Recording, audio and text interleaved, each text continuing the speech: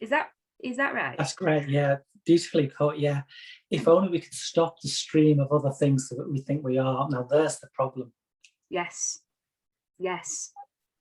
I'm asking you to stop that stream of other things that you think you are. And if you identify solely with the voice in the head and the thoughts, then that's a difficult ask, isn't it? So much. Because I think a lot of people would feel that, you know. I was saying that on one level, you can't do it. You can't. It's like asking a thief to arrest themselves. Why would you want to do it? Yeah. You know, people who want enlightenment, they want it for themselves. So they go in 100% in the opposite direction to try and achieve something for them. Yes. Yeah. So the book is like a black hole. It takes from you. It doesn't give back to you. It takes from you, strips you those layers of the onion. Yes. Yes. In the hope that what is left can be felt. There's a resonance there, that a truth that is felt at a deeper level beyond your conditioned mind. So it's creating an environment for something maybe to happen. Yes.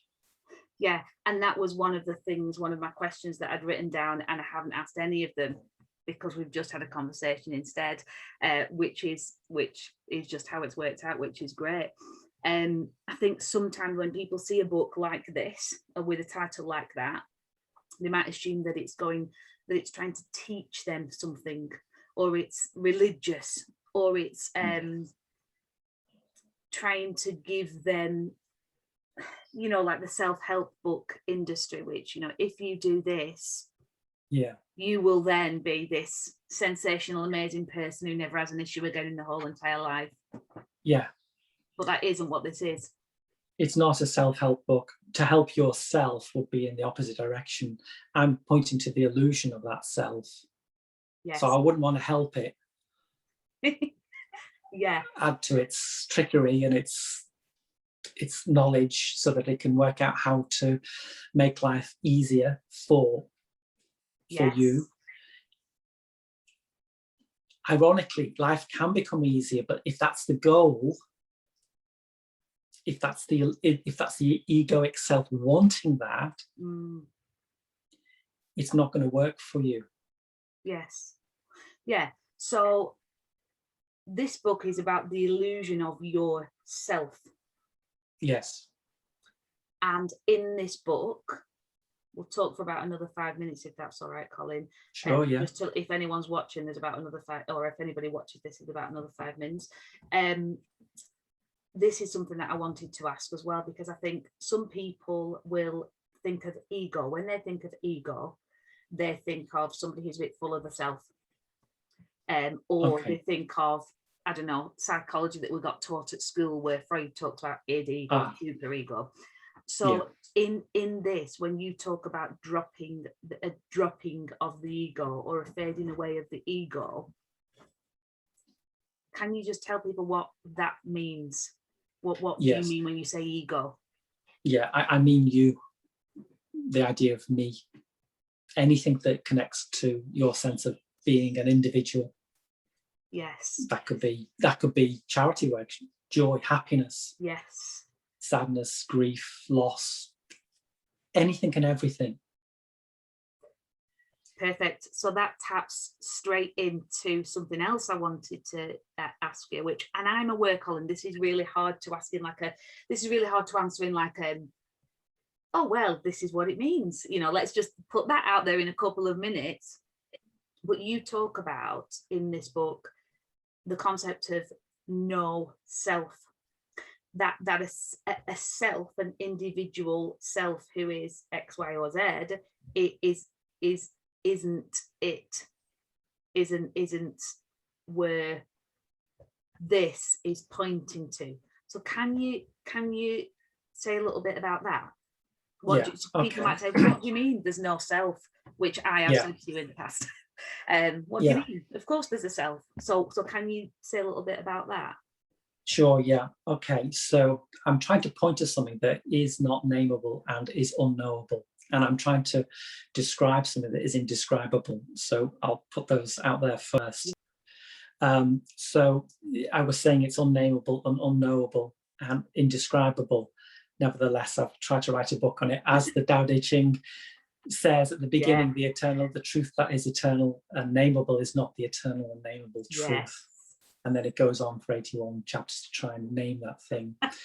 So we are struggling here. But what I would suggest is that you said before, this isn't a religious message, and it's not. But I think there's a difference between spirituality and religion. And I think that all religions come from the same source. And this is the source that I'm trying to point to. And it is a source within us all. It's what animates us. It's what gives us a sense of being. It's the thing that remains constant throughout our lives that we can't touch, because everything is in movement. Everything is fluid. Everything changes. Everything about you changes moment by moment, day by day, week by week, month by month. Thoughts, emotions, ideas, beliefs. Your physical body changes, cells change on a cycle every few years.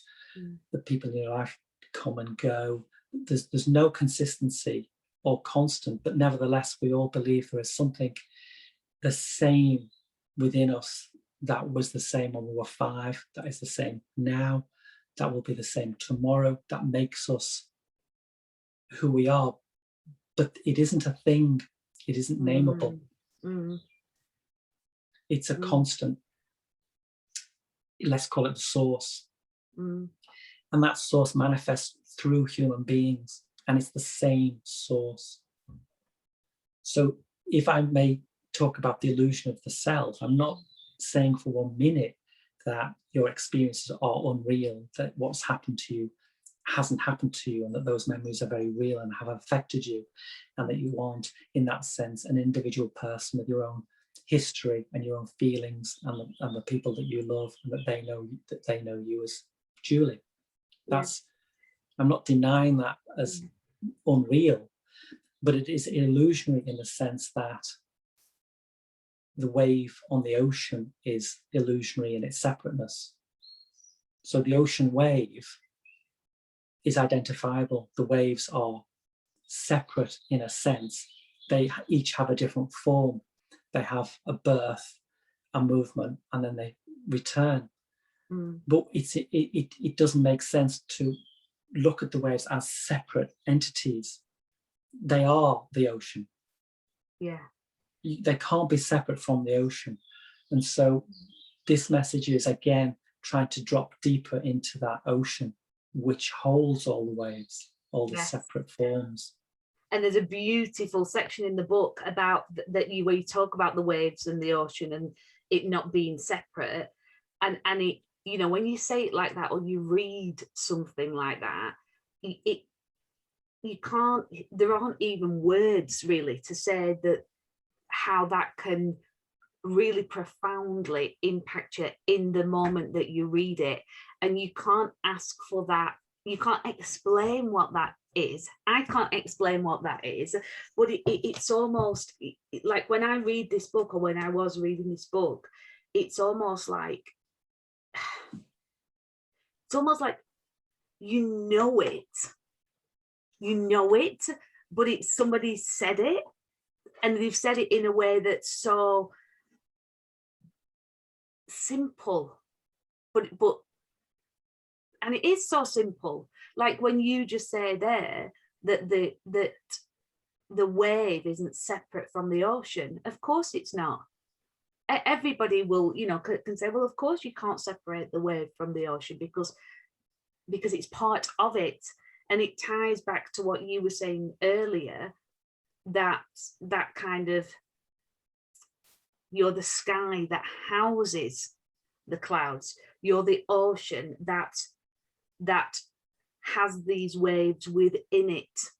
But what we tend to do as humans is maybe somehow feel or think that we are that wave and not the ocean that's housing the wave. So we think, oh my God, I'm in for this really, you know, I'm either high up there and I'm crashing down, or I'm, you know, I think that's a really useful thing for people to try to understand. I don't even know if that's the right word. That kind of non-separateness, and that you can't be separate from it. Exactly, yeah. So using a visual like that is really useful. It was useful for me.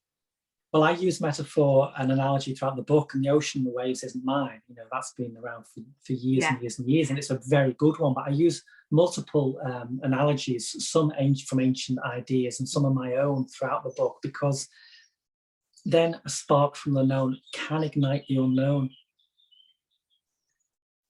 Working with something you can mentally understand can ignite this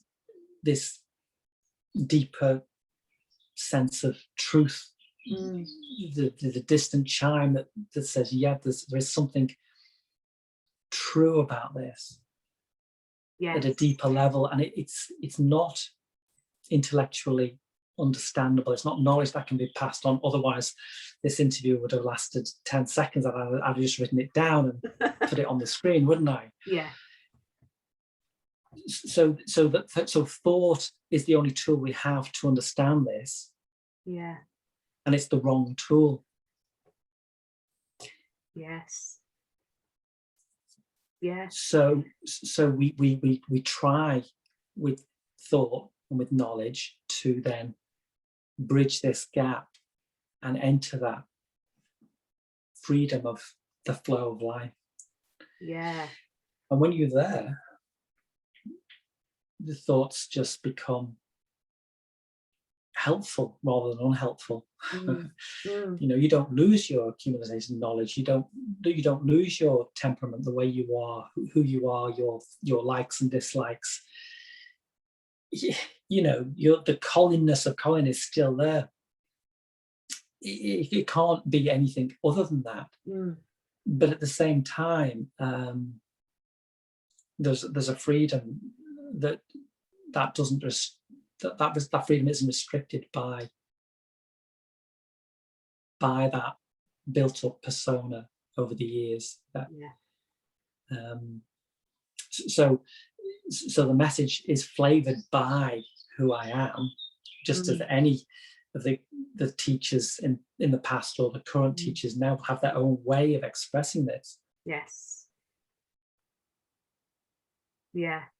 And it's, yes, yeah, I hear that, and it's so interesting that when you were saying then that, you know, thought is the only way that we can feel, that we can understand it, but it's not the right way, but it's the only way. So you've got so let's do something to try to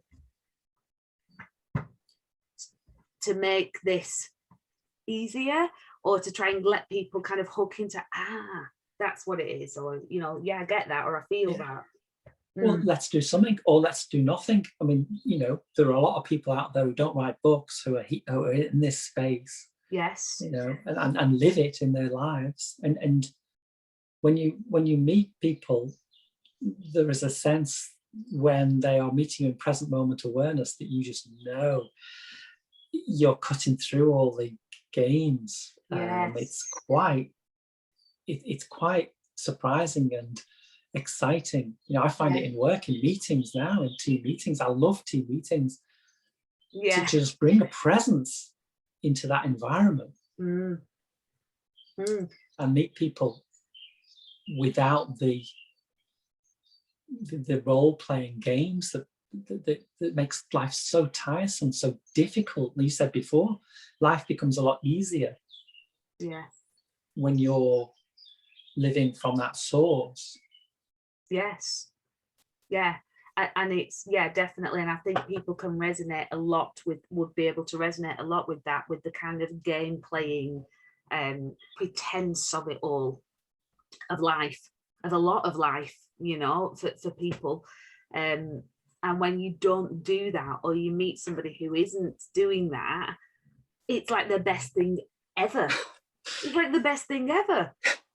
It's like, wow. And then, you know, and even if somebody else close from your family will say, well, what, you know, what do you mean? And you think, I can't say what I mean, but this person is just not doing that which everybody else is doing. And it can happen in your lives, you know, I'm sure lots of people have had it. It can happen in your lives in lots of different ways. You know, I meet people out when I'm walking my dog up in the hills on the fields, and they're there and they're in it, and it's that, yeah, it's just a fantastic experience. It's just a fantastic experience, you know, when you've got it. So just to finish off, Colin, I wanted to, if this is okay with you, I mean, you should actually probably be doing this reading of your own book, but do you mind if I do it instead?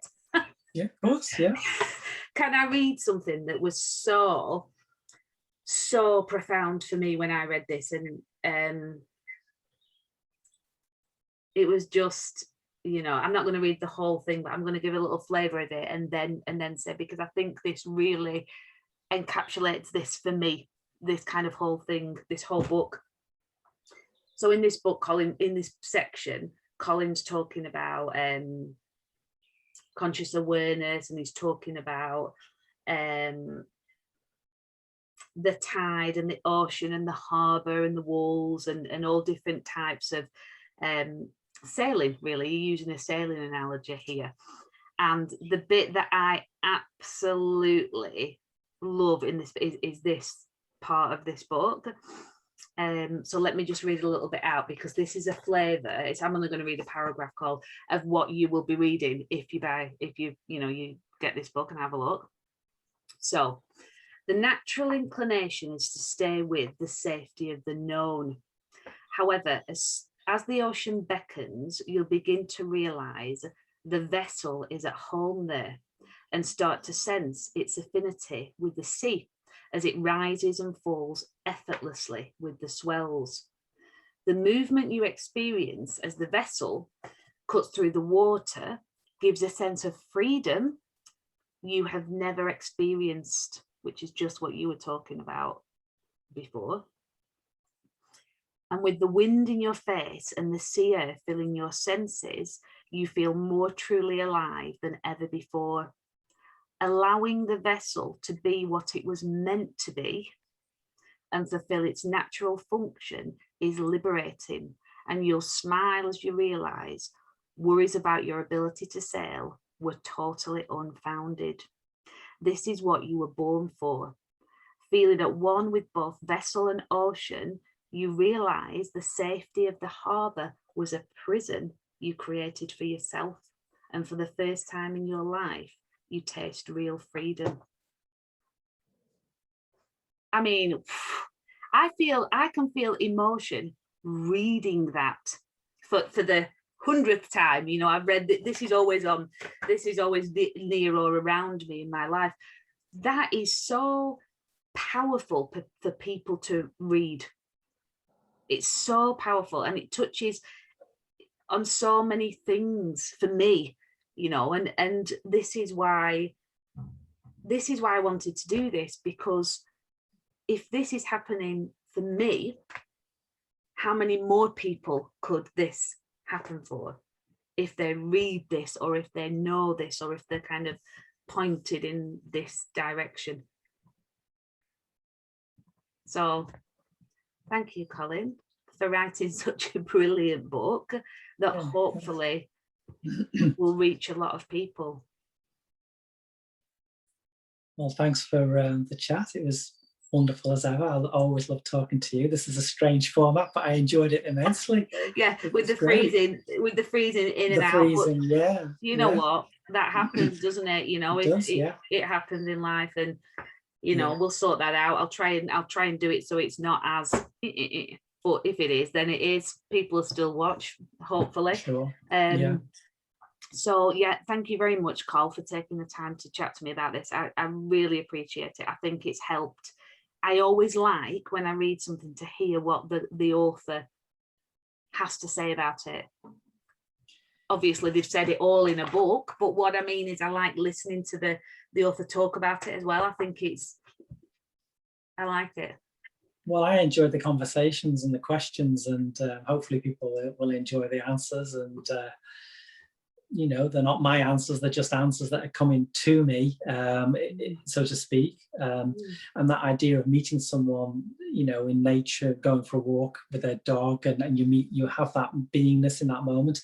Nature can do that for us, that it can bring us more in touch with that essential self, the essence, the flow. That's why people are drawn to nature. But it's just as evident in a workshop, in work, and a team meeting. It works in the trenches of life as in the beauty on the hillside too. It's the same. And when you can find that present moment anywhere, or where it finds you, then that's the liberation that well, yeah, that's the essence, that's the beauty of life. What a brilliant place to end. Excellent, Colin. Thank you so much. I'm not on social media. I have a website, seeingnow.com. There's information on there. There's excerpts from the book, and there's a link to Amazon if one wants to buy a copy, or I think there's a Kindle version as well. I know there's a Kindle version. And there's some audio of me giving condensed extracts of the book, which I'll be adding to that website. So that's my social media engagement on that website. Fantastic. I was going to ask you if it's out on Audible yet, but if you're doing some Audible, like if you're doing it, then that's great. And I'll put the link to that underneath this video as well when I put it on there. Thank you, Colin. Thanks, Julie.